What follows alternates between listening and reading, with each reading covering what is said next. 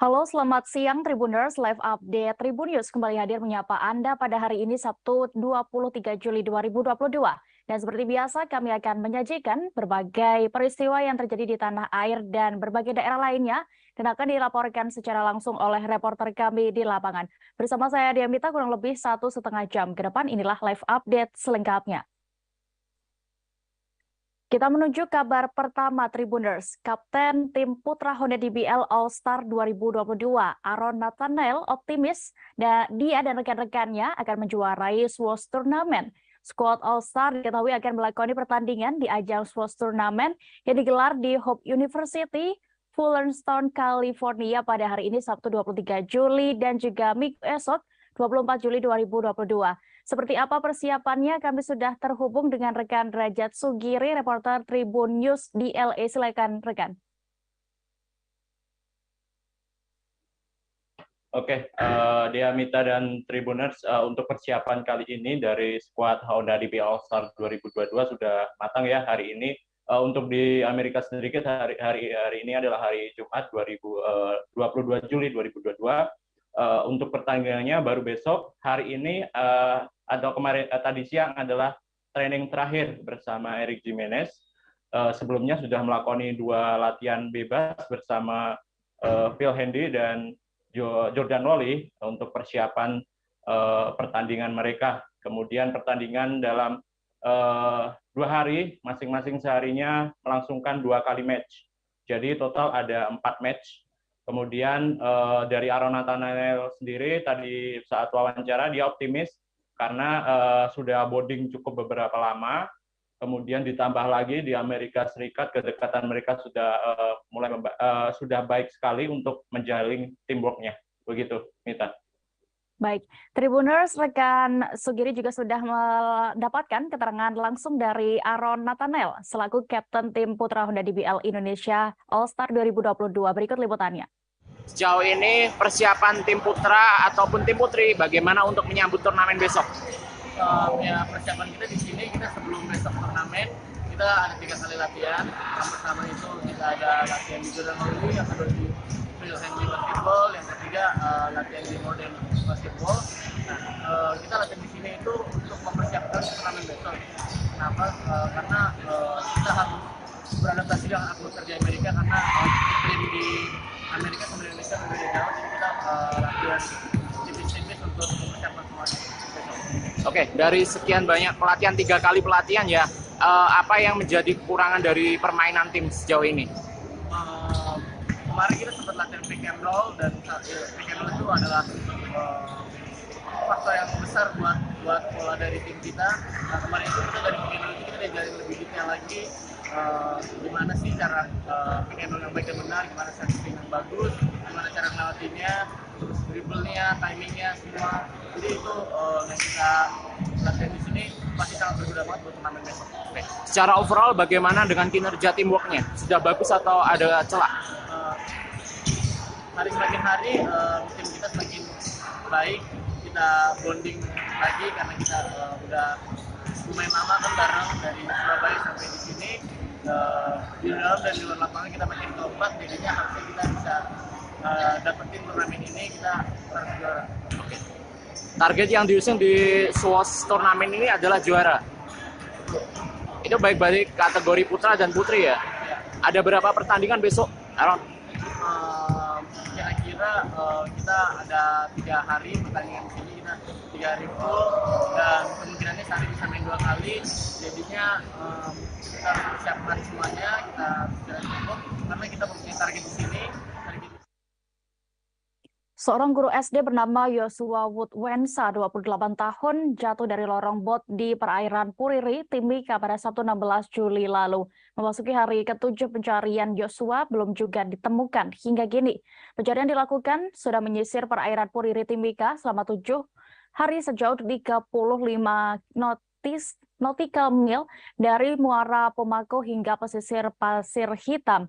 Untuk kronologi kejadian dan juga bagaimana perkembangan terkini dari pencarian, kami sudah terhubung dengan reporter Tribun Papua. Ada rekan Marcelinus Labulela, silakan dengan laporan Anda. Baik, benar sekali Dea dan Tribuners, selamat siang. terkait dengan insiden jatuhnya seorang guru sekolah dasar di perairan Puriri, di Timika, bahwa sudah tim SAR gabungan sudah melakukan pencarian hingga hari ke-7, namun tidak ditemukan tanda-tanda ataupun keberadaan korban, alias hasilnya nihil ya.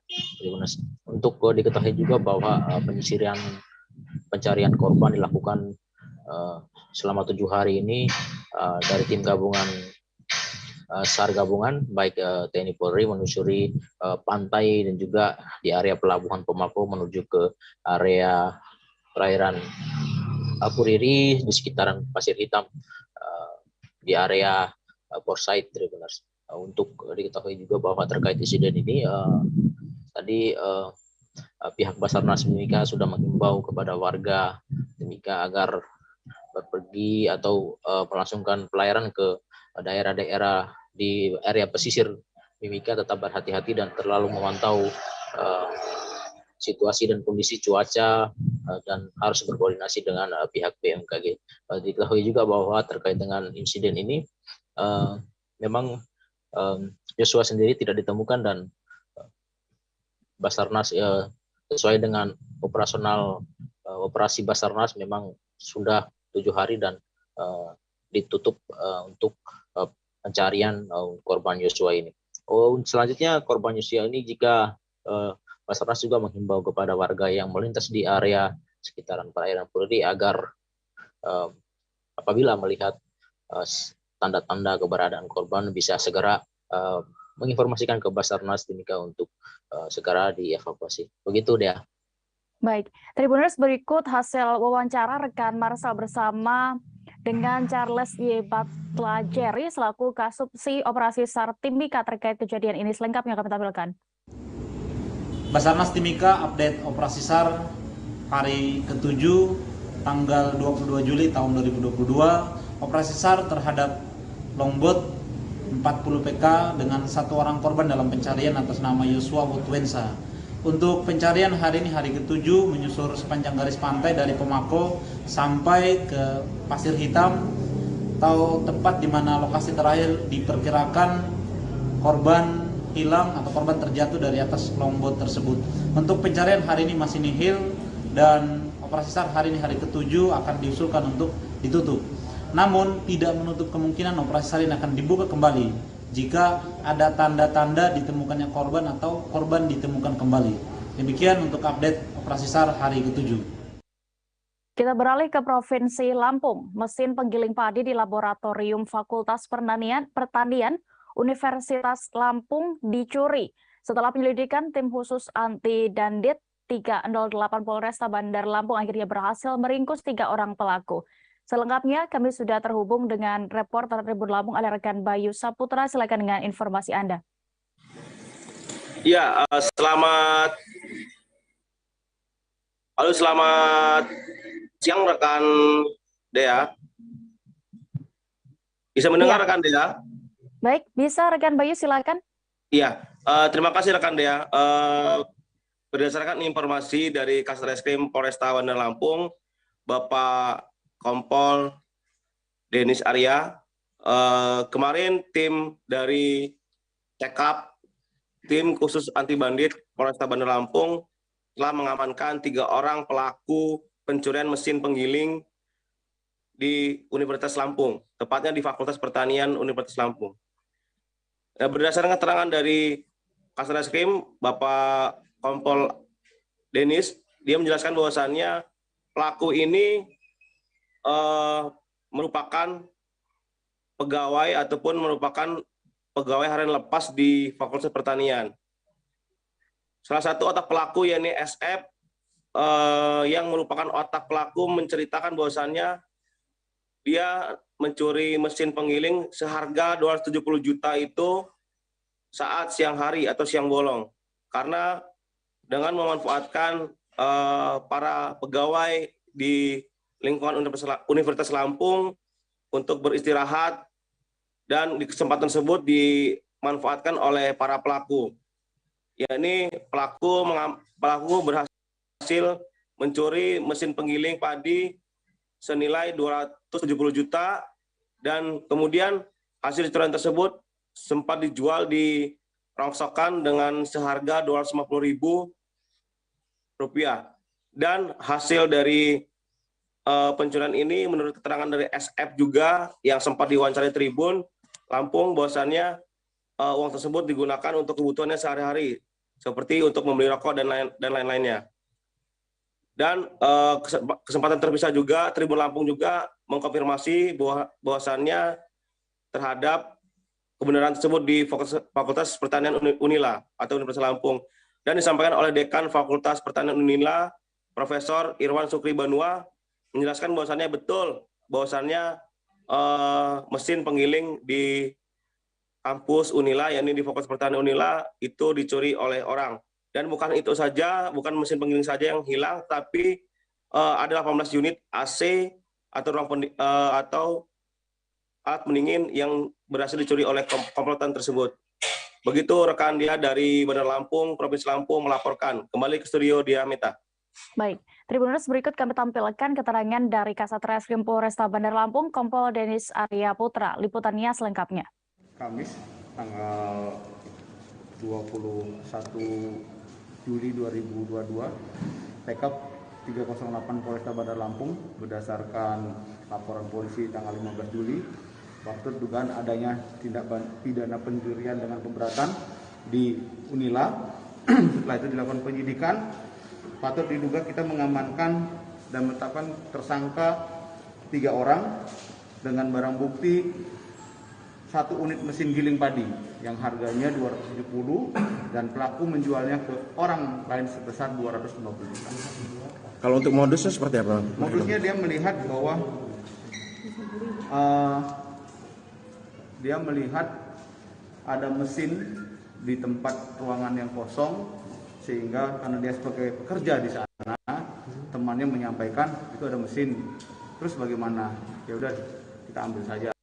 Karena itu tempatnya kosong dan tidak diawasi, sehingga dia sebagai pekerja dengan mudah untuk mengambil mesin tersebut. Dari pemeriksaan sudah berapa kali Bang mengambil barang-barang di Interklas Unila itu? Untuk pengakuannya dia dari hasil penyelidikan baru sekali. Tapi hal itu kita masih mendalami dari beberapa barang bukti yang juga kita amankan. Ini barang-barang ini memang ada di Fakultas Laboratorium di Unila? Ada di Fakultas Laboratorium Unila. Ketiga pelaku warga mana? Ya? Ketiga pelaku warga mana? Ketiga pelaku dari Bandar Lampung semua. Raja Basar. Status ketiganya belum pekerja atau Memang bekerja di sana ya. Harian lepas. Oh, harian lepas di staf itu. Mereka ini malingnya pada malam hari, siang atau gimana Bang? Pada siang hari. Pada siang hari Bang? Ya, pada saat sepi dia memanfaatkan waktu itu setelah dia istirahat kerja. Lokasi mesinnya di Fakultas mana dan? Fakultas Pertanian Unila. Bang, ada 3 orang yang ini lagi. Ada indikasi tersangka lain lagi nggak? Dari beberapa keterangan nanti akan kita kembangkan. Begitu juga barang buktinya yang kita juga sudah amankan dari barang bukti itu. Asap tebal diduga mengandung pestisida sempat menyelimuti wilayah Demak dan sekitarnya termasuk Semarang. Titik asap tersebut diketahui muncul di lokasi kebakaran pabrik pupuk milik CV Saprotan Utama Meranggen yang terbakar pada Kamis petang 21 Juli 2022 lalu. Saat ini kami sudah terhubung dengan rekan Iwan Arifianto, reporter dari Tribun Jateng, yang akan melaporkan kondisi terkini di sana. Silakan rekan. Ya, Dea dan pemirsa Tribunnews, bisa kami laporkan ya dampak dari kebakaran gudang pupuk CV Saprotan Utama di Meranggen Demak. Ini yang menyebabkan selama 2 hari terakhir di kota Semarang diselimuti oleh asap yang cukup tebal. Terutama di hari pertama di wilayah Kecamatan Pedurungan, Kota Semarang itu diselimuti asap tebal yang cukup mengganggu aktivitas para pengguna jalan. Pantauan kami selama 2 hari terakhir pada hari ini asap intensitas ketebalannya cukup berkurang ya. Namun bau asap yang menyerupai mercon masih dapat dirasakan oleh sejumlah warga dan pengguna jalan. Pengamatan kami di lapangan juga bahwa asap dari gudang pupuk tersebut menyebar hingga 13 km ke arah barat atau ke arah kota Semarang dari titik awal kebakaran, atau kalau dikira sampai ke daerah Tugu Muda ya, dari titik lokasi kebakaran. dampak dari asap yang masuk ke area wilayah kota Semarang ini cukup mengganggu warga ya. Warga mengeluhkan paling tidak ada 3 hal ya. Yang pertama yakni asap itu cukup mengganggu area mata ya, karena membuat mata perih, kemudian juga membuat dada sesak atau pengap seperti itu. Kemudian untuk yang ketiga berbau menyerupai bau bubuk mercon, sehingga warga sangat mengeluhkan dampak dari kebakaran CV Sapotra Utama Meranggen itu atau gudang pupuk tersebut. Melihat hal itu, BPBD Kota Semarang juga sempat memberikan imbauan kepada warga untuk jangan melintasi area tersebut tanpa menggunakan masker. Musababnya BPBD memprediksi atau menduga bahwa asap yang bertebaran di udara Kota Semarang itu mengandung campuran bahan kimia, karena asap itu berasal dari gudang pupuk yang notabene gudang tersebut memiliki banyak cairan kimia yang ada di situ, sehingga tidak salah jika asap itu berbau seperti bubuk mercon. Selain itu, ada juga warga yang menyebut bahwa asap itu berbau seperti ini ya, belerang ya, seperti asap belerang seperti itu. BPBD juga mengimbau kepada para warga Kota Semarang yang memiliki infeksi saluran pernafasan akut atau ISPA, diharapkan untuk tidak melintasi di area tersebut, atau ketika hendak melintasi di area perbatasan Semarang Demak atau di dekat lokasi kejadian hendaknya memakai masker. Kondisi di lapangan tadi juga api atau sumber api di titik kebakaran juga sudah dapat dipadamkan oleh petugas. Namun karena bahan-bahan kimia yang berada di area kebakaran itu cukup banyak, sehingga asap masih terus mengepul hingga pagi tadi sekitar pukul 9 pagi. Begitu, Dea. Baik, Tribuners, rekan Iwan juga sudah melakukan wawancara bersama sejumlah pengguna jalan termasuk warga di sana. Selengkapnya kami tampilkan. Kebakaran ini kejenengan gimana, Pak? Dampaknya gimana? Pengap atau gimana? Betul pengap, duduk sesek. Duduk sesek. Jenengan warga Pudi, Batekai Pudi. Warga Pudi mau dari warga yung Balong. Balong. Pak Sinten berarti? Pak Rohmat. Pak Rohmat. Sesek Pak ya? Sesek. Kalau jarak pandang gimana Pak? Penglihatan ini? Boten ketok. Boten ketok. Terus jenengan ini mau kemana? Mau ke Patimura. Patimura. Mau apa Pak? Beli apa atau gimana? Kerja. Mau kerja. Jenengan ini agak takut nggak Pak? Maksudnya penglihatannya terganggu ini takut nggak? Takut kecelakaan atau gimana? Meripati nggak kelihatan. Metu aire berair pedes nggih. Oh, nggih. Matur suwun ya Pak. Pak Sinten berarti Pak apa? Pak Rohmat. Gimana Pak, asapnya tebel Pak ya? Kemarin. Dari kemarin ya. Maksudnya asapnya ini ganggu nggak Pak? Nggak tahu nih. Ganggu ya. Kalau jenengan yang dirasain apa asap tebel gini? Nafasnya atau matanya gitu? Mata. Kenapa matanya Pak? Pedes. Oh, pedes. Ini sudah agak berkurang atau gimana Pak asapnya ini? Ya, tadi enggak. Tadi enggak. Mulai jam berapa Pak ada asapnya ini? Mulai pagi itu. Ini asap dari apa berarti Pak? Kebakaran tadi malam itu berarti ya. Oh, hanya mengganggu ini Pak ya? Mata aja Pak ya? Pak, ini sempat ada orang terjatuh nggak akibat asap kayak gitu? Pengguna jalan nggak ada ya? Masih aman ya? Cuma mengganggu nafas sama mata Pak ya? Pak siapa berarti Pak? Pak siapa? Siapa Pak? Marsum. Kabar berikutnya datang dari Kalimantan Utara, Tribuners. Jenazah korban tenggelam di Sungai Semaja, Kabupaten Nunukan akhirnya ditemukan pada Jumat 22 Juli kemarin. Korban bernama Samsul, 45 tahun ini merupakan warga desa Sepala Dalung, Kecamatan Sesayap Hilir, Kabupaten Tanah Tidung. Korban diduga diterkam buaya saat menjala ikan di Sungai Semaja. Selengkapnya terkait ini dan juga fakta di lapangan, kami sudah terhubung dengan reporter Tribun Kaltara. Silakan dengan laporan Anda, rekan Rizna. Iya, betul ya bahwa jenazah korban tenggelam di Sungai Semaja yang diduga diterkam buaya telah ditemukan pada pagi kemarin. Kemudian juga keluarga korban telah membawa jenazah korban ke Kabupaten Tanah Tidung. Dari pantauan Tribun Kaltara pada petang kemarin, jenazah korban sampai di Kabupaten Tanah Tidung pada sekira pukul 18.30 WITA. Dan informasinya bahwa korban langsung dimandikan dan disolatkan informasi yang didapatkan Tribun Kaltara juga bahwa korban telah dimakamkan pada malam kemarin.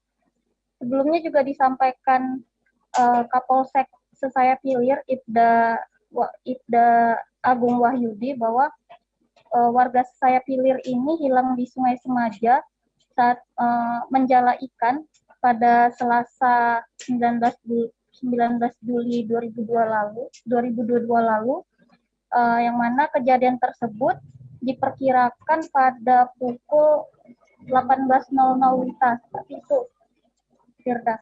Perlu saya sampaikan juga, Firda, bahwa kemarin keluarga korban sempat melarang masyarakat untuk mengambil foto ataupun video jenazah korban yang tiba di Kabupaten Tanah Tidung, seperti itu, Firda. Mita. Ya, baik. Terima kasih rekan Risna untuk laporan Anda dari Tanah Tidung. Selamat kembali bertugas. Kita beralih ke Lampung, Tribuners. Siswa SMP meninggal dunia tertabrak truk Fuso di Jalan Pasar Punggur, Desa Tanggul Angin, Kecamatan Punggur, Lampung Tengah. Saat kejadian, korban berboncengan dengan temannya menggunakan sepeda motor. Teman korban diketahui mengalami luka berat dalam insiden tersebut. Untuk kronologi kejadian akan dilaporkan rekan Fajar Ihwani Sidik, reporter Tribun Lampung. Silakan rekan.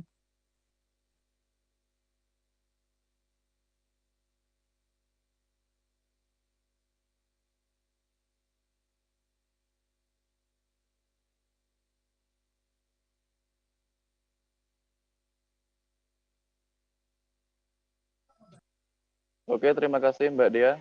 Selamat siang Tribuners.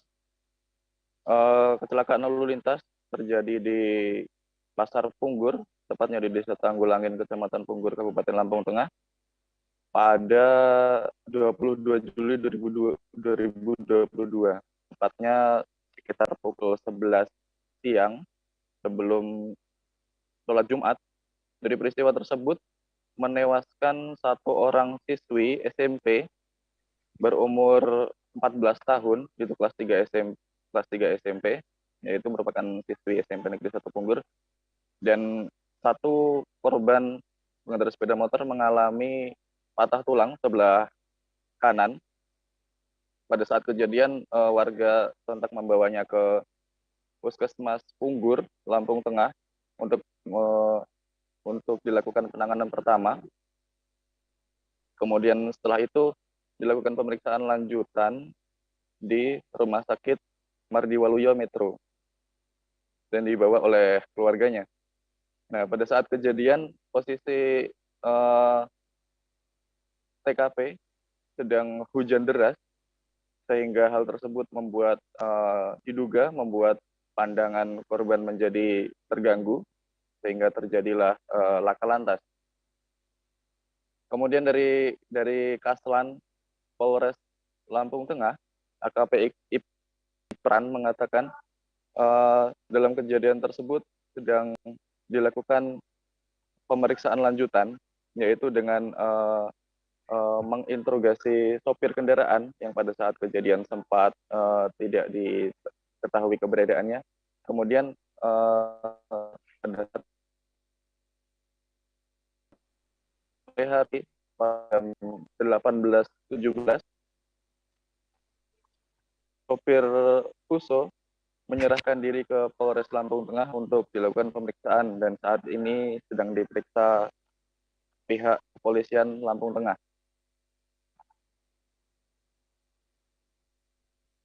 Kemudian saksi mata mengatakan pada saat kejadian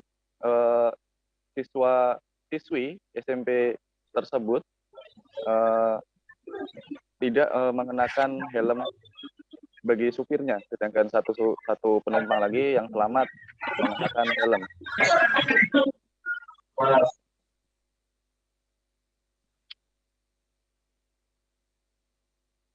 Demikian Mbak Dia. Baik, terima kasih rekan Fajar Ihwani untuk laporan Anda. Selamat bertugas kembali. Kita beralih ke kabar berikutnya. Pemerintah Kabupaten Minahasa Selatan hari ini sudah memindahkan korban bencana terdampak bencana Pantai Amburang. Mereka sebelumnya diketahui berada di pos pengungsian Kelurahan Uwuran 2 dan Kelurahan Lewet, Kecamatan Amburang. Warga dipindah ke lokasi hunian sementara yang berada di Kelurahan Bitung Amburang. Selengkapnya terkait proses pemindahannya, kami sudah terhubung dengan rekan Manuel Mamoto, reporter Tribun Manado. Silakan dengan informasi Anda.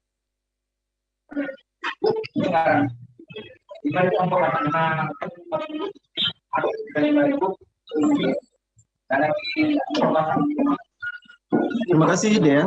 Baik, Tribuners dari Kabupaten Minahasa Selatan, Sulawesi Utara, jadi melaporkan terkait dengan adanya pemindahan para korban terdampak bencana Pantai Amburang dan oleh pemerintah Kabupaten Minahasa Selatan. Beberapa waktu yang lalu memang terjadi bencana alam Pantai Amburang dan para korban-korban yang terdampak bencana ini diungsikan di dua kelurahan, Kelurahan Uwuran 2 dan Kelurahan Lewet.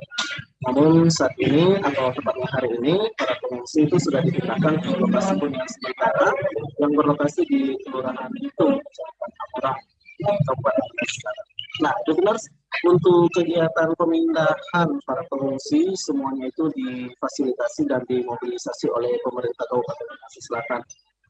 Mulai dari barang-barang yang mereka miliki selama di pengungsian atau barang-barang yang masih bisa dapat diselamatkan pada waktu bencana kemarin, semuanya diangkut dan dipindahkan ke pos pengungsian atau di hunian sementara yang disediakan oleh pemerintah.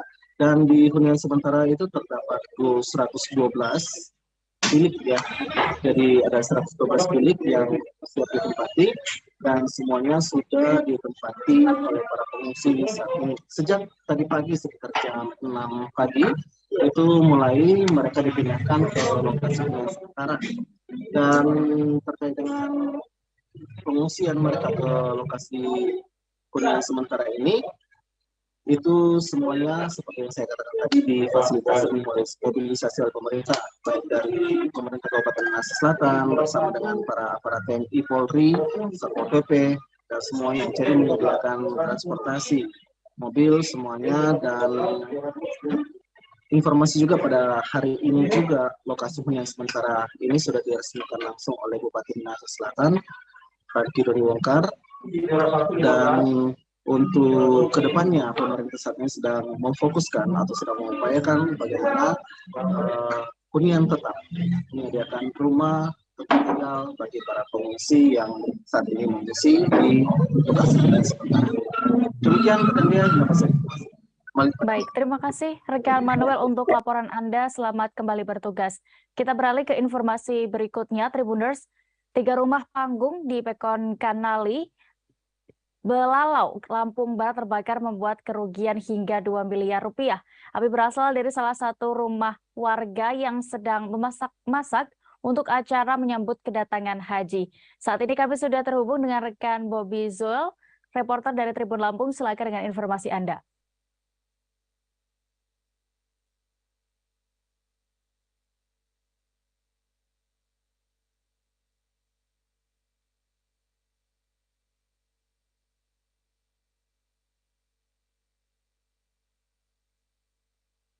Baik, terima kasih Saudara Dea melaporkan dari Lampung Barat terkait kebakaran kemarin. Kebakaran terjadi di Pekon Kenali, Kecamatan Belalau, Kabupaten Lampung Barat. Kebakaran tersebut menyebabkan 2 rumah ludes dan 1 rusak parah. Api disinyalir berasal dari rumah salah satu warga yang bernama Bapak Iwan Saputra. Bapak Iwan Saputra merupakan jamaah haji tahun ini. Diketahui para keluarga sedang melakukan acara masak-masak untuk menyambut kedatangan Pak Iwan. Namun ketika sedang bermasak-masak muncul api yang disebabkan dari kompor atau bocoran gas LPG. Api menyambar langsung membakar rumah tersebut. Kebakaran terjadi sekitar pukul 9.40 dan api padam mulai padam pukul jam 12. Tidak ada korban jiwa dalam kejadian ini, namun kerugian ditafsir kira-kira sebesar 2 miliar rupiah. Terhitung dari sejak kemarin hingga saat ini, bantuan sudah tersalurkan kepada para korban. Demikian laporan dari saya kembalikan ke studio. Baik, terima kasih rekan Bobby di Lampung, selamat bertugas kembali. Kita beralih ke Jawa Timur. Tribuners, anggota sindikat pencurian motor di Puspo Pasuruan tak tumbang meski sudah 4 kali ditembak polisi karena perlawanannya. Padahal, tiba panas tersebut sempat bersarang di beberapa bagian anggota tubuhnya seperti lengan, betis, dan paha. Untuk kronologi kasus ini, Tribuners, kami sudah terhubung dengan rekan Luhur Pambudi, reporter Tribun Jatim. Silakan dengan laporan Anda. Oke, baik Dea. Jadi tim Jatantras Polda Jatim kemarin berhasil menangkap komplotan bandit yang bernama Sopirin CS ya, yang berhasil ditangkap pada 2 orang, Sopirin dan yang Sopirin merupakan seorang eksekutor pencurian, sedangkan Wagianto temannya adalah seorang penada. Dan mereka ini adalah komplotan bandit berjumlah sebenarnya lebih dari 2 orang, sekitar 5 hingga sampai 10 orang yang dalam kurun waktu sebulan ini menjadi target operasi oleh pihak kepolisian dilakukan penangkapan. Hanya saja ketika manuver upaya penangkapan dilakukan oleh pihak tim Jatantras di Treskrim Polda Jatim pada beberapa waktu yang lalu di Kabupaten Sidoarjo, hanya berhasil menangkap Sopirin dan Wagianto selaku penadanya. Dan Sopirin CS ini sebenarnya adalah spesialis maling, bukan hanya kendaraan bermotor, tapi juga si Sopirin juga menargetkan kendaraan seperti mobil dan sapi yang dilakukan di beberapa TKP yang tersebar di beberapa kabupaten, yakni di Kabupaten Malang, Pasuruan, dan Sidoarjo. Kemudian berdasarkan informasi yang kami himpun dari mekanisme penyelidikan dan penyidikan terhadap Sopirin dan Wagianto ini, ternyata mereka ini menggunakan modus yang memanfaatkan kelengahan dari para korban pada malam hari. Jadi mereka ini beraksi pada malam hari dengan hanya mempersenjatai diri menggunakan kunci T untuk membobol kendaraan-kendaraan yang memang sudah menjadi target sasarannya. Kemudian untuk mekanisme penjualan, untuk menguangkan kendaraan hasil curiannya, ternyata mereka ini menjual kendaraan tersebut secara terpisah. Jadi motor-motor ataupun mobil yang sudah berhasil dicuri itu akan dipredeli atau dilepas beberapa komponen yang bisa dijual secara terpisah untuk diuangkan, dan ternyata mereka menguangkan itu dengan cara menjualnya ke media online, media sosial, Instagram, Facebook, dan lain sebagainya. Dan anehnya dalam beberapa mekanisme upaya penyergapan, jadi Sopirin ini, sosok Sopirin ini, sebagaimana video yang sudah kami peroleh itu, Sopirin ini adalah residivis, sebenarnya sudah 2 kali diupayakan untuk ditangkap oleh pihak kepolisian di tahun 2015 dan 2018. Dan anehnya ketika dalam suatu pergulatan pengejaran yang membuat pihak kepolisian terpaksa melontarkan timah panas ke arah tubuh Sopirin, tapi Sopirin ketika ditembak sebanyak 4 kali atau ditembak hingga bersarang 4 peluru, ternyata Sopirin tidak kunjung tumbang. Bahkan Sopirin berhasil kabur dan ia buron sejak tahun 2015, bahkan berlanjut buron juga dimulai sejak tahun 2018. Dan peluru tersebut ketika Sopirin berhasil ditangkap, ternyata peluru tersebut bersarang pada pertama yakni di betis kaki kanannya, kemudian bersarang di paha kiri pada bagian depan dan belakang, dan ternyata juga peluru tersebut sempat bersarang pada lengan tangan kanannya. Dan kita juga cukup penasaran bagaimana si sopir ini bisa begitu kuat menahan rasa sakit dari timah panas yang terlanjur bersarang pada tubuhnya. Ternyata sopirin ini ketika kita coba bertanya apakah memiliki semacam jimat ataupun amalan-amalan tertentu, sopirin saat kami mintai keterangan ternyata dia selalu berkilah dan menganggap kalau upaya dia bisa terus selamat dari tembakan polisi itu murni karena ketakutan pada dalam dirinya, kemudian membuat dirinya begitu cepat kabur, lari menjauh dari kejaran polisi. Dan ketika kita tanya setiap luka tembak yang didera sopirin mengaku mengobati luka-luka tersebut seorang diri dan hanya mengandalkan cairan ataupun ramuan herbal yang dibuat dari getah pohon binahong yang banyak tumbuh di beberapa kebun yang banyak di dekat TKP ataupun di dekat tempat persembunyiannya di Kabupaten Pasuruan. Dan kasus begal ataupun aksi curanmor yang dilakukan oleh sopirin CS ini masih dilakukan upaya pengembangan dan pengejaran yang dilakukan oleh pihak tim Jatantras Polda Jatim yang dikomandoi langsung oleh Ajun Komisaris Besar Polisi Lintar Mardono. Dan perlu kami sampaikan juga pada kurun waktu 1 bulan ini Polda Jatim beserta jajaran yang Polres yang ada di seluruh kawasan di Jawa Timur berhasil mengamankan 152 kendaraan atau tepatnya berhasil menyelamatkan 152 kendaraan yang dicuri oleh komplotan pencurian yang berjumlah puluhan pelaku ya atau tersangka yang diamankan di berbagai macam polres. Dan untuk kendaraan-kendaraan yang berjumlah 152 motor tersebut itu saat ini sudah berada di Mapolda Jatim. Jadi kemarin pihak Direktur Ditreskrimum Polda Jatim, Kombes Pol Toto Suharyanto juga sudah mengedukasi dan mengimbau masyarakat bagi masyarakat yang dulu pernah mengalami insiden pencurian motor dan hingga sekarang motornya belum bisa ketemu, maka bisa menverifikasi, bisa mengecek, datang langsung ke gedung Ditreskrimum Polda Jatim, datang ke kantor Jatantras untuk memeriksa apakah kendaraannya sudah bisa diamankan atau memang masih menjadi rezekinya ada di Mapolda Jatim hasil dari penangkapan tersebut. Dan syarat yang harus dibawa oleh pihak masyarakat atau warga untuk memverifikasi motor miliknya yaitu cukup dengan bawa surat kehilangan yang sudah dibuat oleh masyarakat saat mengalami insiden tersebut, kemudian menunjukkan STNK, BPKB, dan KTP, semacam itu. Dan untuk pengembangan kasus kejahatan begal, curanmor, atau kejahatan jalanan yang ada di kawasan Jawa Timur masih terus dilakukan upaya oleh pihak Polda Jatim ataupun Polres jajaran. Demikian dari reportase.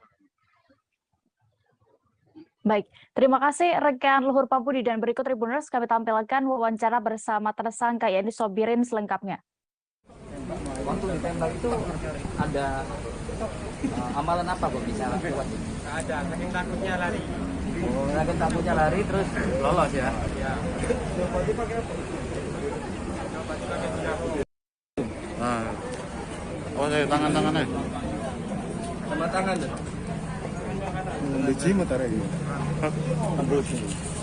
Nah, itu ditembak 6 kali lari dia. Lawan, tembak 6 kali lari. Dan kejadian penembakan itu di tahun ini atau tahun kapan? 2015 sama? Sama 2017. 18 sama 15, 15. 18. Belajar nanti ke YouTube. Mas Aman punya jimat, Mas? Jimat atau amalan? Oh, nggak ada, amalan nggak ada? Amal ma'ruf nahi anil munkar. Amalan nggak ada ya? Ditembak berapa kali, Pak? 4 kali. Rasanya gimana, Pak? Sakit? Saya bisa lari, beraman. Saya bisa lari, Mas. Mas, setelah ditembak Saman berobat di mana? Setelah ditembak berobat di mana? Pakai ramuan apa? Madura. Di Naung.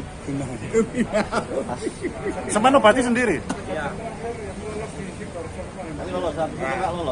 Yang terakhir kejadian berapa bulan yang lalu di Surabaya. Oh, yang ini dah. Juga kena tembak. Kena tembak, dia lagi nyuri, kena tembak. Oh. Dan 2018 yang ditembak itu di mana dia? Daerahnya? Pangluan Kecamatan Pusmo. Di Pasuruan. Yang 2018? Iya, yang Bromo. Itu 18. Yang 2015? Sama juga. Oh, di situ. Yang terakhir kemarin di Sidoarjo. Yang terakhir mana paling terakhir? Kena yang mana? Seorang ibu di Pulau Rote, Kabupaten Rotendao, Nusa Tenggara Timur tega membunuh anak kandungnya. Saat merenggut nyawa anaknya, pelaku ternyata dipengaruhi oleh alkohol atau mabuk minuman keras. Saat ini kami sudah terhubung dengan reporter Pos Kupang, ada rekan Rio Teti. Silakan dengan laporan Anda terkait kronologi kejadian.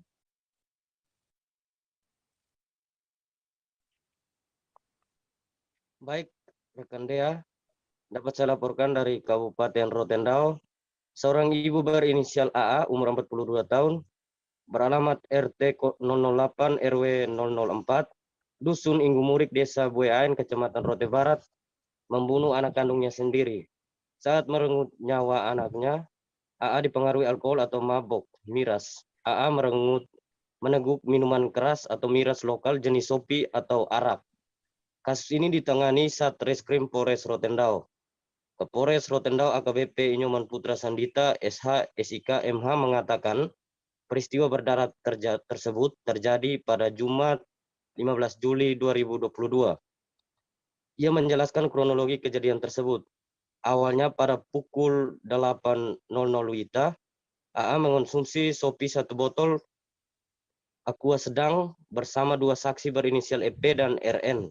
Mereka minum di rumah AA atau tersangka pelaku. Setelah minum Sopi lanjut ke Polres, EP dan RN pulang ke rumah masing-masing.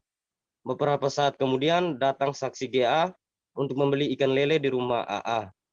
Ikan lele dijual oleh saksi DN. Sekitar pukul 12.00 WITA, AA mengajak anaknya MYN untuk tidur. Saat di atas tempat tidur, MYN turun dan berjalan menuju kembali ke ruang tengah. Saat itu, tersangka AA sudah hampir tidur nyenyak karena mabok Sopi. AA merespon permintaan anaknya sambil menggerutu. Pada saat bersamaan, AA melihat korban menumpahkan gula pasir di lantai. Pelaku AA langsung duduk jongkok di lantai, memeluk korban dari belakang, kemudian menutup mulut dan hidung korban menggunakan tangan sekuat tenaga. Pelaku mencekik leher korban sekerasnya, menjepit tubuh korban dengan kedua lutut, dan korban pun putus napas atau meninggal dunia. Sebagai informasi, penanganan tindak pidana pembunuhan dengan tersangka berinisial AA sementara dalam proses penyidikan oleh Unit Pidana Umum Polres Rotendao. Demikian rekan Dea.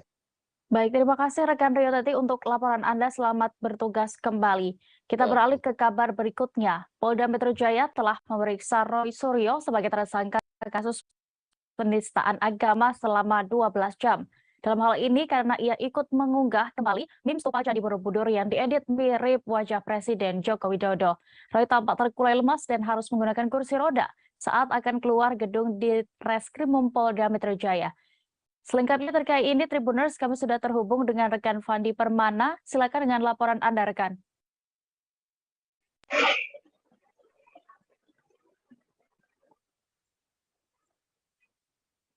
Ya, baik, rekan Dea. Pada hari Jumat kemarin, tersangka kasus penistaan agama akibat unggahan meme stupa Candi Borobudur yang diedit mirip wajah Presiden Joko Widodo, Roy Suryo, telah menjalani pemeriksaan sebagai tersangka hingga 12 jam di Polda Metro Jaya.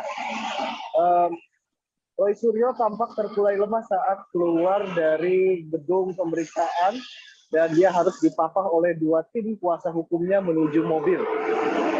Dan juga alasan polisi tidak menahan Roy Suryo dalam kasus ini adalah karena memang kata alasan kesehatan di mana Roy Suryo mendadak sakit dan juga kondisinya tidak memungkinkan untuk dilakukan penahanan. Namun memang kami belum bisa mengkonfirmasi perihal tentang sakit apa atau penyakit apa yang diderita Roy Suryo pasca pemeriksaan semalam. Menurut kuasa hukum Roy Suryo, Fitra Romadoni, ia masih fokus untuk menangani kliennya untuk menjalani pemeriksaan kesehatan, sehingga belum bisa dipastikan apakah Roy masih bisa melanjutkan pemeriksaan sebagai tersangka dalam kasus penistaan agama. Sementara kuasa hukum lainnya yakni Elza Sarif Nasution, dalam sambungan telepon, Elza mengatakan bahwa Roy saat ini masih drop hingga diperlukan penanganan ataupun perawatan lebih lanjut di salah satu rumah sakit. Namun dia tidak memperinci atau menyebut rumah sakit mana yang menjadi tempat untuk dirawatnya Roy Suryo dalam kasus ini. Sementara itu, polisi dalam hal ini Kabid Humas Polda Metro Jaya, Kombes Polisi Endra Julpan mengatakan bahwa benar memang penyidik tidak melakukan penahanan terhadap Roy dikarenakan memang yang bersangkutan memiliki masalah kesehatan sehingga harus dilakukan perawatan lebih lanjut oleh tim kuasa hukumnya. Dan memang pemeriksaan sendiri berlangsung 12 jam dan belum diketahui apakah ada agenda pemeriksaan lanjutan di Polda Metro Jaya karena memang masih menunggu dari hasil kondisi kesehatan dari Suryo. Demikian ya. Baik, terima kasih rekan Fandi Permana untuk laporan Anda. Selamat kembali bertugas. Kita beralih ke informasi berikutnya. Kampus 2 Fakultas Teknik Universitas Andi Jemah, Kota Palopo, Sulawesi Selatan diserang orang tak dikenal. Asrama hiburan mahasiswa pun juga ikut menjadi sasaran. Penyerangan ini diduga terkait dengan kematian Satpam Kejaksaan Negeri Palopo pada Kamis 21 Juli 2022 lalu saat terjadi demonstrasi. Selengkapnya terkait ini Tribunnews, kronologi kejadiannya akan dipaparkan oleh rekan Calik Mawardi, reporter dari Tribun Timur. Silakan rekan. Ya, saya berada di Mapolres Palopo.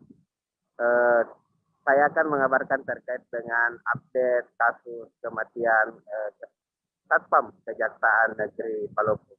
Jadi pada hari Kamis siang kemarin, sejumlah mahasiswa yang berasal dari berbagai universitas melakukan aksi unjuk rasa di depan kantor Kejaksaan Negeri Palopo. Dalam aksinya, mahasiswa menuntut penanganan sejumlah kasus korupsi yang ditangani oleh Kejaksaan Negeri Palopo. Kemudian dalam aksi tersebut, pagar besi kantor Kejaksaan Negeri Palopo roboh dan menimpa 2 orang satpam yang tengah melakukan penjagaan. Satu dari 2 satpam tersebut meninggal dunia. Satpam bernama Abdul Aziz, dia juga merupakan pensiunan TNI. Kemudian pada Jumat siang jenazah Abdul Aziz dimakamkan. Kemudian keluarga korban yang tidak menerima atas kematian almarhum melakukan penyerangan di kampus Universitas Andi Gema Palopo. Selain melakukan penyerangan di kampus Universitas Andi Gema Palopo, masa juga melakukan penyerangan di asrama Hikmah Mitra, asrama mahasiswa yang berasal dari Kabupaten Luwu Utara. Akibat penyerangan tersebut, kampus dan asrama mengalami kerusakan. Bahkan pihak Rektorat Universitas Andi Gema Palopo meliburkan mahasiswa di Mapolres Palopo, sementara satu masih dalam. Sementara itu dari pihak pelaku yang melakukan pengerusakan kampus dan asrama sampai saat ini belum diamankan. Di Mapolres sendiri saat ini tengah langsung pertemuan antara Kapolres Palopo membahas terkait perkembangan kasus kematian Satpam Kejaksaan Negeri Palopo. Ya, demikian dia. Baik, terima kasih rekan Calik untuk laporan Anda. Selamat bertugas kembali. Kita beralih ke kabar berikutnya. 4 pasangan bukan suami istri digerebek di aparat Satpol PP Belitung Timur di sebuah hotel kawasan Manggar. 2 di antara mereka merupakan seorang pelajar di bawah umur. Mereka digerebek saat sedang live Facebook di dalam sebuah kamar hotel. Selengkapnya terkait ini, kami sudah terhubung dengan reporter Pos Belitung, ada rekan Brian Bimantoro. Silakan dengan laporan Anda. Baik, Dea, sahabat Tribunnews dan sahabat Pos Belitung dimanapun Anda berada, bisa saya laporkan bahwa 2 pasang ABG digerebek Satpol PP Belitung Timur pada Jumat 22 Juli 2022 sekitar pukul 9 pagi waktu Indonesia bagian Barat. Salah satunya yaitu DL berusia 16 tahun yang masih bersatu sebagai pelajar, Dea dan Tribuners. Selain DL ditangkap juga yaitu teman wanitanya yaitu PA berusia 16 tahun dan 2 lelaki yaitu RP 24 tahun dan juga IH 18 tahun. Mereka ditangkap oleh petugas saat sedang melakukan live streaming di Facebook di sebuah kamar hotel bersama dengan 2 pria dan 1 temannya tersebut. Kabid Gakum Satpol PP Belitung Timur, Heryono, mengungkapkan hal itu diketahui setelah adanya laporan dari masyarakat yang menyaksikan live tersebut. Dari hasil pemeriksaan, 2 wanita yang masih anak-anak itu termasuk dalam jaringan prostitusi online yang ada di Belitung Timur. Mereka menjejakan diri lewat aplikasi micet dengan tarif hingga Rp800.000 per 30 menit yang dijajakan via mucikari yang juga saat ini masih dalam penyelidikan. Kabid Gakum Satpol PP Belitung Timur Heryono juga mengatakan dalam penangkapan saat kemarin mereka juga menemukan beberapa minuman alkohol yang ada di dalam kamar tersebut. Mereka juga akhirnya mendapat pembinaan dari Satpol PP dan juga Satpol PP mengundang orang tua dari anak-anak tersebut, dari 2 wanita tersebut untuk mendapatkan pembinaan supaya tidak mengulangi perbuatannya tersebut. Diketahui Dea dan Tribuners bahwa dua anak-anak ini yang merupakan salah satunya adalah pelajar sudah sering melakukan open BO yang sudah dilakukannya selama hampir 2 tahun menurut pengakuannya. Dan alasan atau motif sendiri dari mereka melakukan hal tersebut adalah karena faktor ekonomi. DL sendiri mengaku bahwa dia tidak setiap hari melakukan open BO tersebut karena hanya ketika dia membutuhkan untuk membeli barang saja baru dia melakukan open BO, karena menurutnya tuntutan pergaulan di usianya sekarang di tingkat SMA mengharuskan dia untuk memenuhi kebutuhannya membeli barang-barang tersebut, karena padahal dia sendiri tidak memiliki uang. Jadi dia harus terpaksa melakukan open BO di sebuah aplikasi micet di internet.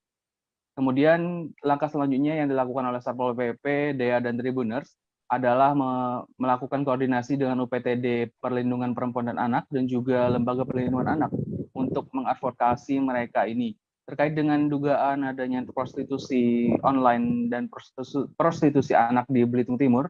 Satpol PP Belitung Timur sendiri mengaku akan berkoordinasi dengan Polres dan pihak-pihak terkait lainnya untuk melakukan penyelidikan lebih lanjut berdasarkan keterangan dari kedua remaja atau keempat remaja yang ditangkap di Belitung Timur tersebut. Dea, kembali ke studio. Baik, terima kasih rekan Brian untuk laporan Anda. Selamat bertugas kembali. Kita beralih ke Provinsi Jambi. 11 keluarga Brigadir Nofriansyah Yosua Huta Barat menjalani pemeriksaan di Mapolda Jambi pada Jumat 22 Juli kemarin. Sebanyak 8 orang dari Mabes Polri juga diterjunkan dalam pemeriksaan keluarga Brigadir Yosua. Terkait apa pemeriksaan ini akan dilaporkan rekan Danang Nofrianto, reporter Tribun Jambi yang sudah bergabung bersama kami. Silakan rekan. Baik, Dea.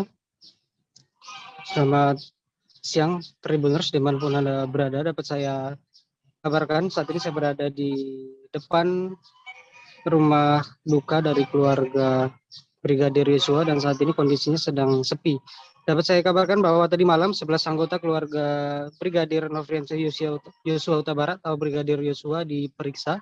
Keluarga Brigadir Yosua diperiksa selama 10 jam mulai pukul 10 pagi hingga pukul 20 atau 8 malam di Mapolda Jambi oleh penyidik Bareskrim Polri.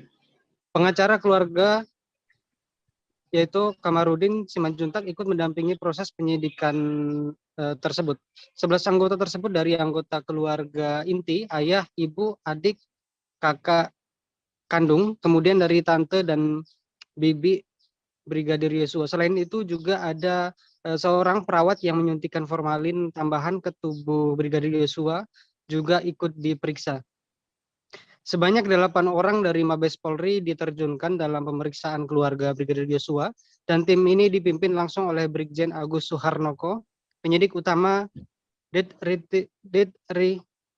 Dirtipidum Bareskrim Polri. Setelah selesai pemeriksaan, keluarga Brigadir Yosua langsung bergerak kembali ke rumah duka dan sampai sekitar pukul 23 atau 11 malam, dan juga diinformasikan bahwa ibu dari almarhum Brigadir Yosua sempat drop dan infus begitu. Kemudian dari bibi Brigadir Yosua yaitu Rohani menjelaskan bahwa pemeriksaan yang dilakukan tadi malam hanya soal kronologi dan luka yang diketahui oleh keluarga. Pertanyaan yang sudah sering disampaikan kepada media dan diperdalam oleh penyidik Bareskrim. Hanya saja karena yang diperiksa adalah 11 orang, sehingga waktu pemeriksaan juga membutuhkan waktu yang lama yaitu 10 jam. Saat ini suasana di rumah duka masih sepi dan hanya ada keluarga yang masih beristirahat dan juga beberapa media yang meminta keterangan. Direncanakan hari ini pengacara keluarga yaitu Kamarudin Simanjuntak akan berkunjung ke rumah duka dan pemakaman dari Brigadir Yosua sekaligus untuk melakukan pengecekan persiapan autopsi di Rumah Sakit Umum Daerah Sungai Bahar. Hingga saat ini kami masih menunggu kedatangan beliau menuju Sungai Bahar. Sementara itu dari pihak RSUD Sungai Bahar sudah melakukan persiapan dan telah menyediakan ruang untuk autopsi. Karena kemungkinan besar autopsi akan dilakukan di RSUD Sungai Bahar, mengingat lokasi pemakaman yang kurang layak karena sempit dan berdempet dengan rumah warga. Ya. Baik. Terima kasih rekan Danang, dan berikut Tribuners kami tampilkan keterangan dari Bibi mendiang Brigadir Yosua Huta Barat selengkapnya. Apa yang ditanya sama kita itulah kita jawab. Kemarin alasan lama itu kenapa bisa lama? Ya mungkin kan orang itu kan mengulang-ulang pertanyaannya biar lebih jelas gitu kan, biar nggak ada yang tersembunyi, biar orang itu juga enak menyelidikinya dan menindaklanjuti kasus ini gitu, biar transparan. Terus artinya apakah ada pemeriksaan lanjutan atau gimana? Apa cukup sekali ini? Kurang tahu masalah itu. Ada pemberitahuan lagi nggak Bu kemarin untuk pemanggilan ulang? Nggak ada. Oh, cuma kayak kemarin. Ibadah gereja cuma itu aja kan.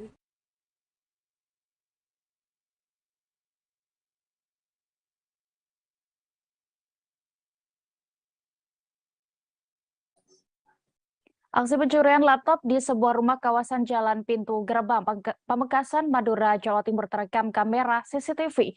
Lantaran video itu menjadi viral di media sosial, pelaku pencurian pun memutuskan untuk mengembalikan barang hasil curiannya kepada sang pemilik. Terkait kasus ini, Tribuners, kami sudah terhubung dengan rekan Kuswanto Ferdian, reporter dari Tribun Madura. Silakan dengan informasi Anda. Baik, terima kasih rekan Dea. Bersama dengan saya Kuswanto Ferdian, reporter Tribun Madura.com di Kabupaten Pamekasan. 2 hari lalu di Kabupaten Pamekasan dihebohkan dengan adanya video viral yang merekam aksi pencurian laptop. Video itu terekam kamera CCTV yang terpantau di rumah milik korban atas nama Bapak Tahe. Nah, video rekaman CCTV itu beredar di sejumlah WhatsApp milik warganet Kabupaten Pamekasan dan pada saat itu sangat viral videonya. Nah, beberapa sehari setelah video itu viral, ternyata pelaku pencuri laptop ini mengembalikan barang hasil curiannya kepada pemilik yang berlokasi di Jalan Pintu Gerbang. Saat itu pemilik datang ke rumah korban dengan memakai baju batik serupa mau masuk kantor dengan membawa hasil curian barang laptop yang dicuri di rumah korban. Saat itu pelaku mencuri laptop itu saat korban sedang beristirahat di rumahnya, tepatnya pada pukul 1:15. Saat itu pelaku masuk ke rumah korban dengan santainya, memakai jaket dan memakai tas dan langsung memasuk ke toko korban, di mana di toko itu merupakan tempat korban bekerja untuk mengisi token listrik, dan di saat itu korban berada di dalam rumahnya sedang istirahat, laptopnya berada di luar, lalu pelaku mengambil di dalam rumahnya. Pada saat pencuri mengambil laptop itu, laptop hasil curiannya sempat ditawarkan kepada teman korban dengan harga 1.500.000. Namun saat itu namun saat itu pelaku tidak menghendaki untuk menyerahkan laptop itu kepada pembeli karena uang yang dibutuhkan oleh pelaku sebesar 1.600.000. Saat mengembalikan laptop itu kepada rumah korban, pelaku mengaku bahwa ia mencuri laptop itu karena terpaksa, dia ingin membayar hutangnya ke tempat kantornya bekerja karena pada saat itu pelaku ini tidak membayar uang setoran yang kesehariannya bekerja sebagai penjual perabotan di salah satu kantor yang berada di Pamekasan. Saat itu juga korban dan pelaku bersepakat untuk memberikan maaf kepada pelaku dengan syarat pelaku menulis surat pernyataan dan menulis keterangan bahwa dia tidak akan mengulang perbuatan lagi. Dan berdasarkan informasi yang kami himpun rekan Dea, saat pelaku mengembalikan laptop itu dan menyerahkan uang kepada kantornya itu, pelaku saat itu langsung dipecat oleh kantornya karena pihak kantor melihat dan menyaksikan bahwa video pelaku saat mencuri terekam viral di berbagai media sosial. Nah, saat itu juga pelaku saat membayar hutangnya itu dibayarkan oleh kakaknya sebesar 1.600.000 dan dibayarkan kepada kantor tempat pelaku bekerja. Begitu rekan Dea, kembali ke studio. Baik, terima kasih rekan Ferdian untuk laporan Anda. Selamat kembali bertugas. Kita beralih ke Jawa Tengah, Tribuners. Sebanyak 7 ekor kerbau bule keturunan Kiai Slamet milik Keraton Solo terpapar penyakit mulut dan kuku atau PMK. Hal tersebut membuat kebo bule itu tak memungkinkan untuk mengikuti kirap malam satu suro yang jatuh pada Jumat 29 Juli mendatang. Saat ini kami sudah terhubung dengan rekan Agil Tri, reporter dari Tribun Solo yang akan melaporkan informasi terkini terkait ini. Selengkapnya silakan rekan. Ya, dia sebanyak 7 ekor kebo bule keturunan Kiai Slamet milik Keraton Surakarta terpapar PMK, yang mana hari sebelumnya bahwasanya 1 ekor kebo bule dikabarkan mati, yang mana kebo tersebut bernama Apon, berusia 20 tahun karena terserang PMK. Menanggapi hal tersebut, dari TKPP Kota Solo sendiri melakukan pengecekan sekaligus melakukan vaksinasi terhadap kebo bule yang ada di Keraton Kasunanan Surakarta. Dari hasil pengecekan tersebut diketahui 7 kebo atau kerbau terpapar PMK, dan sementara beberapa kerbau lainnya terindikasi sakit dan terindikasi PMK, sementara 2 kerbau lainnya dalam kondisi yang sehat, sehingga pada pengecekan kerbau pagi tadi bahwasanya hanya 2 kerbau yang bisa disuntikan vaksinasi untuk PMK. Dari keterangan DKPP Kota Solo sendiri bahwasanya dengan kondisi kerbau yang saat ini tidak memungkinkan untuk mengikuti kirap yang akan jatuh pada hari Jumat tanggal 29 Juli mendatang. Bahwasanya PMK yang menyerang kerbau bule yang ada di Keraton Kasunanan Surakarta ini mengalami jalan pincang, sehingga kalau meskipun sudah negatif PMK, namun masa pemulihannya sendiri diprediksi akan menelan waktu minimal 2 minggu hingga 1 bulan. Hal ini mengakibatkan jika kerbau nanti dipaksakan mengikuti kirap, maka akan menimbulkan penyakit yang baru. Dari keterangan dinas sendiri juga disambut oleh pihak keraton, yang mana dari Ketua Lembaga Dewan Adat Keraton Surakarta, GKR Wandansari atau yang akrab disapa Gustimung, juga tidak memberikan izin untuk kerbau keturunan Kiai Slamet ini mengikuti kirap. Bahwasanya sebanyak 7 kerbau yang tersangka PMK tersebut merupakan kerbau inti yang sudah dilatih dan kerap mengikuti kirap, sementara kerbau yang lainnya merupakan kerbau yang bukan inti dan belum pernah mengikuti kirap, sehingga tidak memungkinkan kondisi kirap pada 1 Suro mendatang akan diikuti oleh keturunan atau kerbau keturunan Kiai Slamet. Ya. Baik, terima kasih rekan Agil Tri melaporkan dari Solo. Selamat bertugas kembali. Kita beralih ke informasi berikutnya di Aceh Tribuners. Warga geram dengan sering adanya tumpahan minyak di kawasan badan jalan kawasan Pegunungan Aceh Selatan. Pasalnya hal itu kerap mengakibatkan terjadinya kecelakaan dari yang ringan hingga kecelakaan berat. Warga mendesak pemerintah untuk melakukan penanganan. Selengkapnya akan dilaporkan rekan Taufik Zas, reporter dari Serambi News yang sudah bergabung bersama kami di sana. Silakan rekan. Baik, terima kasih rekan Dea. Dapat kami laporkan sering terjadinya tumpahan minyak di badan jalan kawasan Pegunungan Aceh Selatan membuat sejumlah pengendara dan pengguna jalan merasa resah dan geram. Pasalnya tumpahan minyak tersebut kerap menjadi pemicu terjadinya kecelakaan, dari kecelakaan ringan hingga kecelakaan berat yang sangat merugikan pengguna jalan. Lokasi yang sering terjadinya tumpahan minyak dari truk pengangkut CPO ini mulai dari Pegunungan Kecamatan Labuan Haji, Mekik, Sawang, Tapatuan hingga Trumon. Daerah ini sering terjadi tumpahan minyak yang diduga berasal dari truk tangki pengangkut CPO.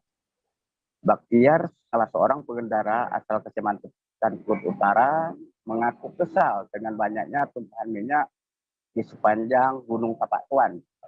Pasalnya akibat tumpahan minyak tersebut membuat badan jalan menjadi licin dan mengakibatkan banyak pengendara yang terjatuh. Ia mengaku beberapa kali hampir menemui maut saat menghindar tumpahan minyak tersebut. Sehingga dengan terpaksa ia harus melaju di arus yang berlawanan. Tumpahan minyak itu sering terjadi di tikungan tanjakan. Sehingga mau tidak mau para pengendara harus berusaha mengelak atau mengambil jalur yang berlawanan. Menurutnya jika terpaksa melalui badan jalan yang terkena tumpahan minyak, maka resiko yang akan dialami akan terjatuh bahkan tergelincir ke jurang.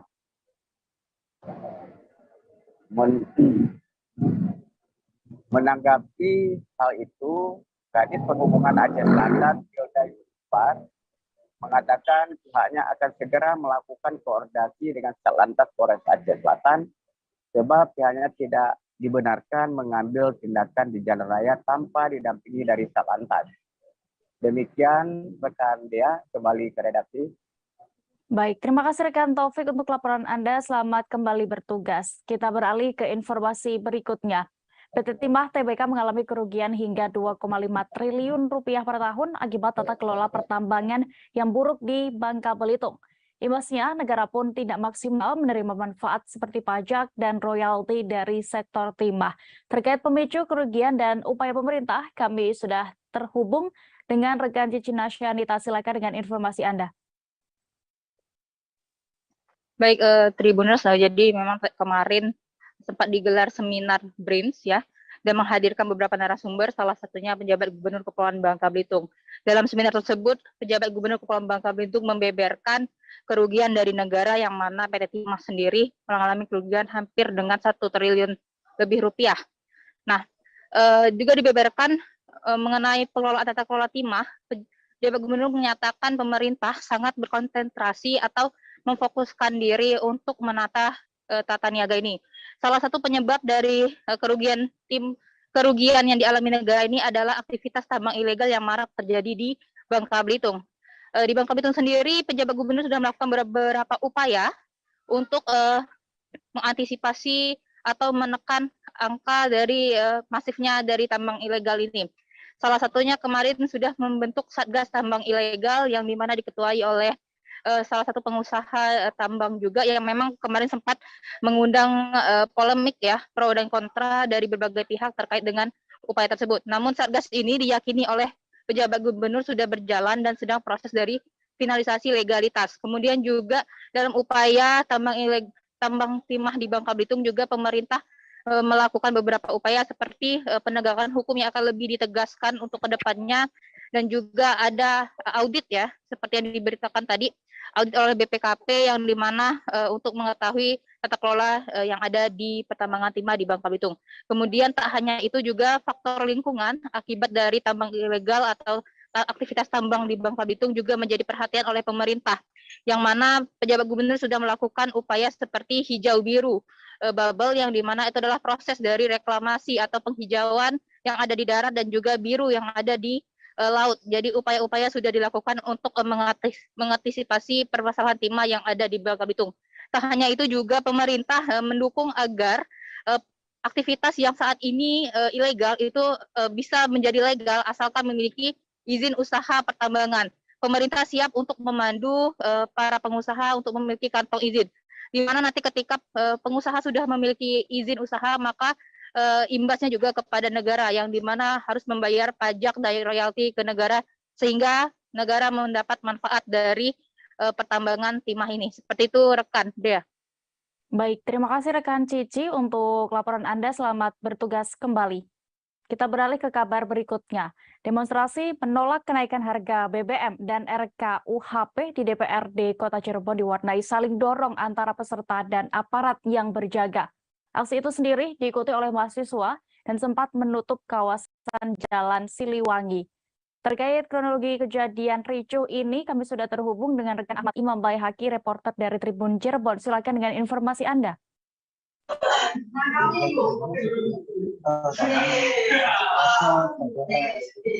Jumat sore kemarin, mahasiswa dan petugas kepolisian sempat terlibat aksi saling dorong karena dalam aksi tersebut mahasiswa menginginkan untuk berunjuk rasa di depan DPRD Kota Cirebon, namun dari petugas kepolisian menghalau mereka dan membuat barikade sehingga mereka hanya bisa berunjuk rasa dari sekitar DPRD yang jaraknya mencapai 50 meter. Dan dalam aksi tersebut juga mahasiswa menuntut masuk dan menolak ketika dari perwakilan DPRD menemui mereka karena mahasiswa menilai mereka ingin berdialog langsung di DPRD sebagai rumah wakil rakyat. Dan dalam aksi tersebut, aksi dorong-dorongan terjadi ketika mahasiswa memaksa masuk, tetapi petugas juga tetap mempertahankan barikadenya, dan beberapa saat kemudian akhirnya aksi tersebut dapat kembali kondusif dan mahasiswa menenangkan dirinya dan melanjutkan orasi di depan DPRD Kota Cirebon. Dalam aksi tersebut, mahasiswa menyampaikan beberapa tuntutan, diantaranya menolak RKUHP dan menuntut pemerintah segera menurunkan harga BBM karena berdampak pada naiknya harga kebutuhan pokok. Selain itu, para mahasiswa juga mengecam aksi tindakan represif yang dilakukan oleh aparat dalam aksi unjuk rasa sebelumnya pada hari Selasa 18 Juli 2022. Dalam unjuk rasa tersebut sempat terjadi aksi saling dorong dan bentrokan antara mahasiswa dan aparat, dan dalam aksi tersebut juga beberapa mahasiswa dilaporkan mengalami luka, sehingga dalam aksinya kemarin massa mengecam tindakan represif dari aparat tersebut. Demikian ya. Baik, Tribuners, rekan Ahmad Imam juga sudah melakukan wawancara bersama koordinator dari aksi mahasiswa tersebut, Andi Togali. Berikut keterangannya. Kemudian dengan masalah BBM, Pertalite hari ini langka. Sesuai dengan undang-undang tentang migas, bahwasanya pemerintah wajib menyediakan distribusi BBM dengan harga yang terjangkau dan dengan stok yang bisa memenuhi seluruh rakyat Indonesia. Dan yang keempat itu terkait kemarin masalah represivitas aparat. Seperti yang kita ketahui, bahwasanya dalam peraturan Kapolri tahun 2008, bahwasanya pihak kepolisian itu tidak boleh melakukan penindakan dengan menganiaya, memukul, apalagi menyeret dan tendang. Apalagi kemarin korbannya salah satu adalah perempuan. Dan itu juga double pasalnya. Pertama terkait soal masalah penganiayaan, kedua masalah perlindungan perempuan. Jadi itu yang kami soroti. Beralih ke Kalimantan Timur, Ikatan Keluarga Alumni atau IKA Universitas Hasanuddin menggelar bisnis forum di Novotel Hotel Balikpapan. Kegiatan ini dihadiri oleh seluruh anggota IKA Universitas Hasanuddin, yang diantaranya sudah menjabat sebagai Direksi Perusahaan Umum Daerah atau Perumda Kabupaten Penajam dan Kota Balikpapan. Apa agendanya terkait kegiatan ini? Kami sudah terhubung dengan rekan Ari Nindita, reporter dari Tribun Kaltim yang akan melaporkan selengkapnya. Silakan. Baik, terima kasih rekan dan Tribuners dimanapun Anda berada. Ikatan Keluarga Alumni IKA Universitas Hasanuddin adakan seminar dan musyawarah wilayah dalam rangka pembangunan Ibu Kota Negara, di mana seminar ini diselenggarakan pada hari ini, Sabtu 23 Juli 2022. Acara ini turut mengundang seluruh anggota IKA Universitas Hasanuddin, di mana diantaranya menjabat sebagai Direksi Perusahaan Umum Daerah Kabupaten Penajam Pasir Utara dan Kota Balikpapan, serta mengundang Gubernur Kalimantan Timur, Wali Kota Balikpapan, Bupati Penajam Pasir Utara, dan juga Ketua Umum Pengurus Pusat IKA Universitas Hasanuddin, sekaligus Menteri Pertanian 2014-2019, Ketua IKA Universitas Hasanuddin Kalimantan Timur, dan juga mengundang Rektor Universitas Balikpapan sekaligus tim ahli otoritas IKN, Dr. Insinyur Isradi Zainal. Tujuan dari kegiatan musyawarah wilayah ini menunjukkan bahwa IKA Universitas Hasanuddin menunjukkan peran yang strategis dalam menunjang pembangunan IKN. Karena rasa supportnya yang tinggi terhadap pembangunan IKN inilah yang membuat IKA Unhas ingin mewakili, mengambil peran, serta membantu. Seperti yang dibahas dalam seminar bahwa adanya kontribusi dari alumni Universitas Hasanuddin yang merencanakan persiapan dalam membantu menyiapkan logistik berupa kebutuhan pangan dan infrastruktur. Selain itu, dalam seminar tadi juga terdapat penyerahan cenderamata dari IKA Universitas Hasanuddin kepada perwakilan Gubernur Kalimantan Timur, perwakilan Wali Kota Balikpapan, kepada Bupati Penajam Pasir Utara, Ketua Umum Pengurus Pusat Universitas Hasanuddin, sekaligus Menteri Pertanian 2014-2019, dan juga Rektor Universitas Balikpapan sekaligus tim ahli otoritas IKN. Kemudian agenda terakhir dari musyawarah wilayah ini adanya rencana IKA Universitas Hasanuddin yang akan berkunjung langsung ke titik 0 yang bertepatan di Kecamatan Sepaku, Kabupaten Penajam Pasir Utara pada esok hari. Demikian dia, terima kasih, kembali ke studio. Baik, terima kasih rekan Didita melaporkan dari Kalimantan Timur. Selamat bertugas kembali. Kita menuju informasi berikutnya. Kawasan Duku Atas Jakarta Pusat diketahui tengah menjadi sorotan berbagai kalangan setelah viralnya aksi para remaja Citayam Fashion Week. Kalangan artis pun turut hadir di Zebra Cross Duku Atas Jakarta Pusat. Di antaranya terbaru ada Zaskia Sungkar dan juga Kiki Saputri yang ikut melegang di sana. Terkait ini, Tribuners, kami sudah terhubung dengan rekan Alfian Firmansyah, reporter Warta Kota. Silakan dengan informasi Anda.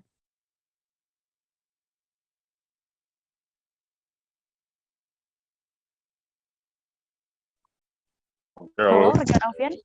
Laporan dari halo ya.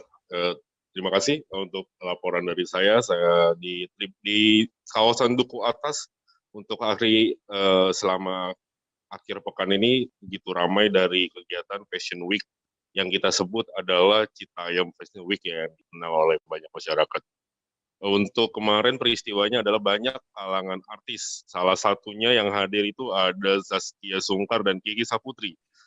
Mereka ingin tampil di zebra cross di kawasan Duku Atas tersebut untuk mencari remaja-remaja yang sebelumnya viral, yaitu Bonge, Kurma, dan Roy. Mereka ingin mencari remaja-remaja tersebut yang membuat kawasan Duku Atas itu menjadi terkenal. Selain itu, untuk artis-artis yang datang, kemarin terdapat ada Aldi Taher hingga Indra Bekti yang turut hadir di acara Fashion Week tersebut. Selain itu juga dapat diketahui bahwa acara Fashion Week tersebut sudah menjadi iklan. Jadi ada beberapa model atau influencer dan selebgram pun juga hadir di situ untuk memotret foto atau membuat konten untuk produk yang ingin diiklankan. Gitu laporannya. Baik, terima kasih rekan Alfian untuk informasi Anda. Selamat kembali bertugas. Kita beralih ke Jawa Tengah. MTQ atau Musabaqah Tilawatil Quran ke-29 tahun 2022 ini digelar di Kota Semarang pada 22 hingga 25 Juli 2022 mendatang. Band Ungu tampil memeriahkan pembukaan acara tersebut. Terkait bagaimana pelaksanaannya, kami sudah terhubung dengan rekan Amanda Rizkiana, reporter Tribun Jateng. Silakan dengan laporan Anda. Baik, terima kasih Dea. Pembukaan Musabaqah Tilawatil Quran ke-29 tingkat Provinsi Jawa Tengah dilaksanakan di Lapangan Pancasila atau kawasan Simpang 5 Kota Semarang pada Jumat 22 Juli 2022 malam. Pembukaan tersebut dihadiri dan dibuka juga oleh Wakil Gubernur Jawa Tengah, Taj Yassin Maimun, dan pada acara tersebut sejumlah kepala daerah maupun pemuka agama hadir pada gelaran yang sempat tertunda akibat pandemi virus corona. Kemudian, para peserta MTQ ini maupun perwakilan daerah melakukan defile atau parade mengenakan pakaian tradisional daerah masing-masing, dimulai dari Kabupaten Cilacap hingga ditutup oleh Kota Semarang. Selain itu, selama parade diiringi drum band dari SMP Negeri 1 Semarang.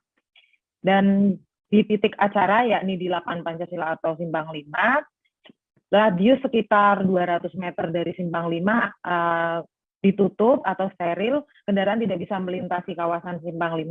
Meski demikian, antusiasme masyarakat yang datang untuk mengunjungi lokasi ini cukup tinggi, bahkan mereka menunggu hingga pertunjukan bintang tamu, yakni band Ungu, sekitar pukul 22. Nah, Ungu ini membawakan sejumlah lagu dari album religi yang pernah diluncurkan sejak 2006 sampai 2015. Masyarakat yang datang, baik dari Kota Semarang maupun luar Kota Semarang, antusias menyambut pembukaan MTQ ke-29. Bila pada saat prosesi pembukaan pengunjung hanya berada di sekeliling area utama, ketika Ungu tampil, pengunjung diperkenankan untuk duduk di depan panggung menikmati lagu-lagu dari Ungu, baik itu berfoto maupun bernyanyi bersama. Usai acara, Wakil Gubernur Jawa Tengah Taj Yassin Maimun menyampaikan pesannya pada peserta MTQ ke-29 Jawa Tengah bahwa ia berpesan agar MTQ ke-29 ini bisa menumbuhkan kecintaan pada Al-Quran, bisa digunakan sebagai media dakwah, dan bisa menjadi penggerak roda perekonomian. MTQ ke-29 Jawa Tengah ini berlangsung sejak Jumat 22 Juli 2022 hingga Senin 25 Juli 2022. Para peserta yang lolos di tingkat provinsi akan mewakili Jawa Tengah di MTQ tingkat nasional yang rencananya akan digelar di Banjarbaru, Kalimantan Selatan. Demikian laporan dari saya. Kandea kembali ke studio. Baik, terima kasih rekan Amanda Rizkiana untuk laporan Anda dari Jawa Tengah. Selamat bertugas kembali. Tribuners, informasi tadi sekaligus menutup perjumpaan kita dalam live update hari ini. Lantaran masih pandemi COVID-19 yang belum usai, kami kembali mengingatkan untuk Anda tetap mematuhi protokol kesehatan dimanapun berada dan juga melakukan vaksinasi. Jangan lupa juga Tribuners tetap update kabar teraktual lainnya di kanal YouTube Tribun News. Saya Diamita beserta kru yang bertugas pamit. Terima kasih dan sampai jumpa.